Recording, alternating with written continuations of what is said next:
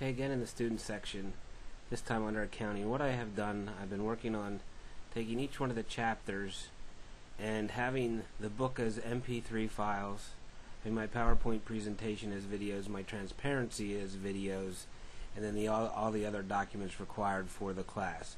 So this first part is me reading the book stored as an MP3.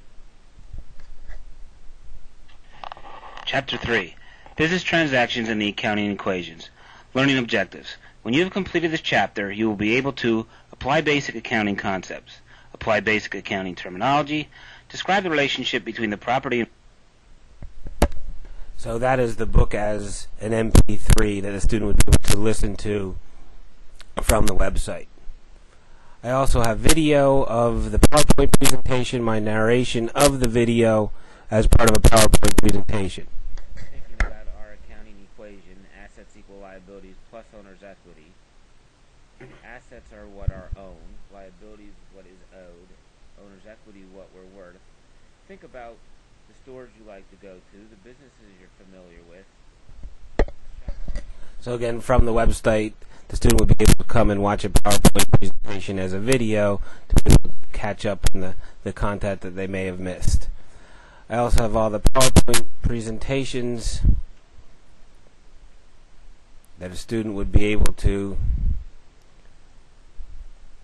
come to the website and review the PowerPoint presentation for the lesson on their own time.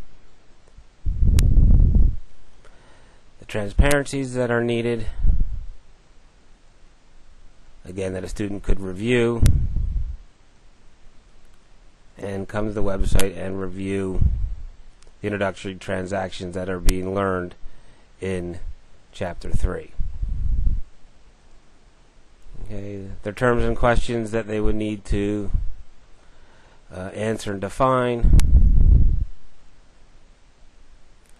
and also demonstration problems that I use at the beginning of the chapter are there for them as well. So it's just starting out with Chapter 3 and some of Chapter 4 that are done, but it is my goal that I would have the book as audio files that a student could listen to the chapter as opposed to reading the chapter, the PowerPoint presentations as videos, and then all the paperwork, the working papers that are needed for the chapters that the student would be able to access online.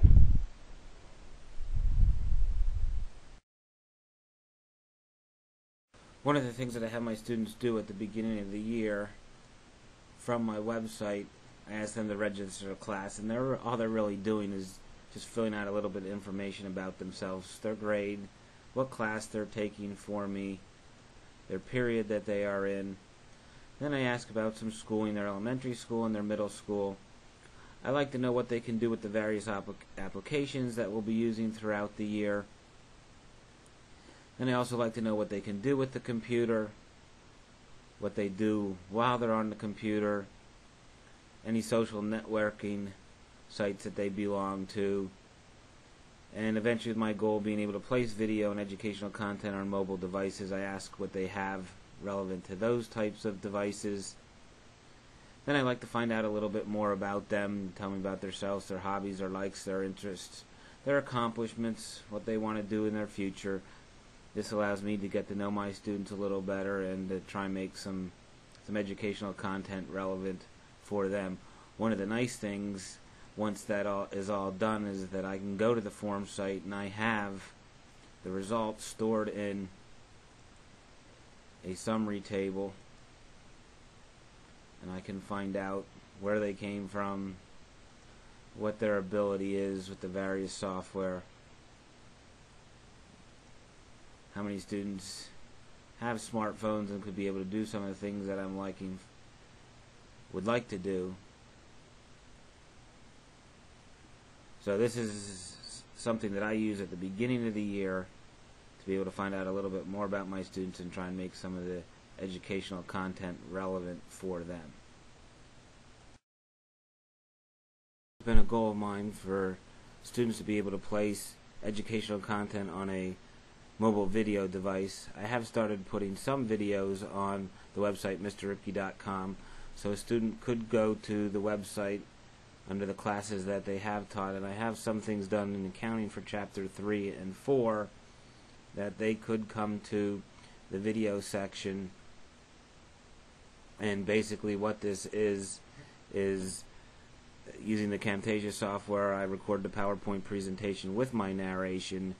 The students are at their desks completing the assignment as I'm going through the slides or desk work per se.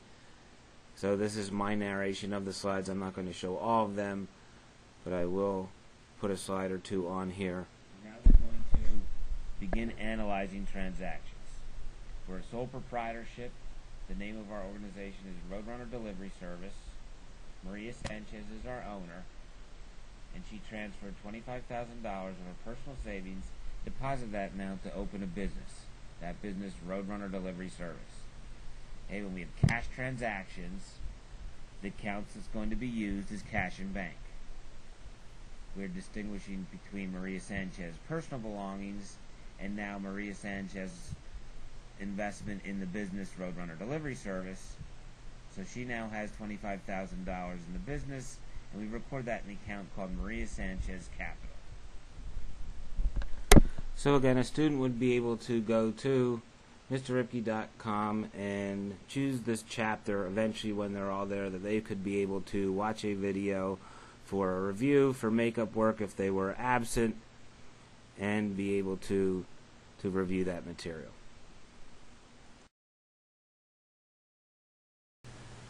Working from the table, I am looking for a car that is newer than 1999, is red, from the state of Pennsylvania, that has 25,000 miles or greater and costs less than $15,000. So to be able to find that information, I want to use a query. I'm going to switch to my query objects,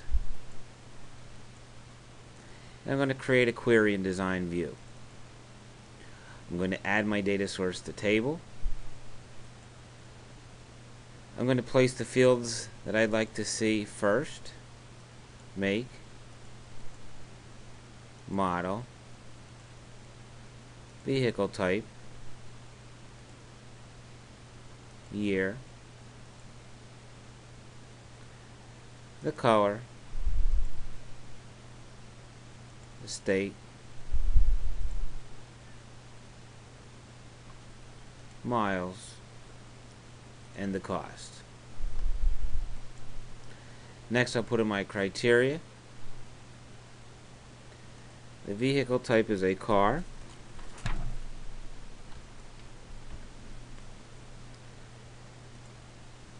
The year is greater than 1999. Color is red. From Pennsylvania. Miles greater than 25,000. And costs are less than 15,000.